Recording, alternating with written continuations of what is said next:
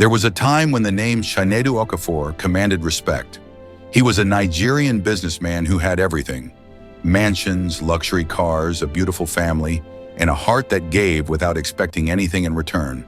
But in life, sometimes everything can disappear overnight. This is a story of wealth, betrayal, loyalty, faith, and painful regret. Chinedu Okafor was living the dream. He owned a successful construction and logistics company. His houses stood tall in the best parts of the city. His garage was filled with expensive cars. But Chinedu was not just rich. He was kind. He helped people from his village, paid school fees, donated to churches, and supported anyone who came to him in need. At home, he had a loving wife, Amaka Chioma, 2 children, and a nanny named Precious, who had been with the family for years. Life was peaceful.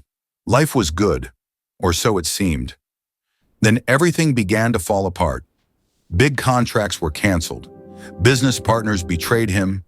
Banks froze his accounts. One project after another collapsed. Within a year, Chinedu lost everything. The mansions were taken. The cars were sold. The company shut down. And that was when his wife changed. At first, Amaka complained. Then she started insulting him. She compared him to other men. She questioned his faith. She lost respect for him. One evening, she packed her bags. "I didn't marry poverty," she said. "I can't suffer with you."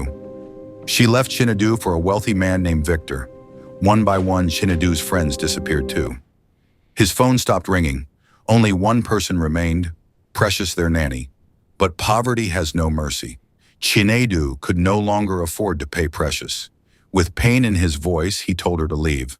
Precious cried, but she respected his decision. Soon after, Chinedu moved into a tiny one-room apartment. Sometimes he slept hungry, but every night he prayed, "God, I still believe." Unknown to him, Precious had not abandoned him. Every day she cooked food with her small salary and secretly brought it to Chinedu. Love doesn't make noise. One afternoon, Chinedu was walking along the roadside. Suddenly, a luxury SUV drove past him and splashed dirty gutter water all over his body. Inside the car sat Amaka and Victor. She saw him. Instead of pity, she laughed. "Look at him," she mocked. "This is the man I once married." The car drove away. Chinedu stood there, soaked and broken. That night, he cried and prayed harder than ever before. Then, something changed. An old business partner Chinedu had once helped returned with a huge contract.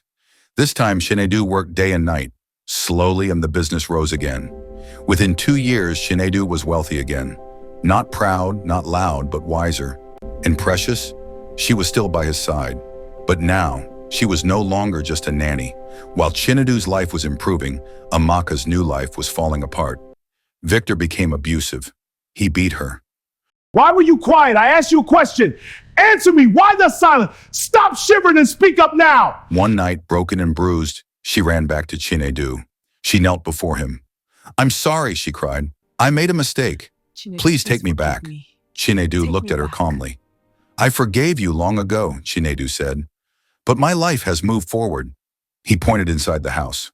Precious stood there, no longer a servant, but a woman who stood with him when he had nothing. The truth hit Amaka like thunder. She had chosen wealth and lost love. She left crying, regret following her. Loyalty is tested in hard times.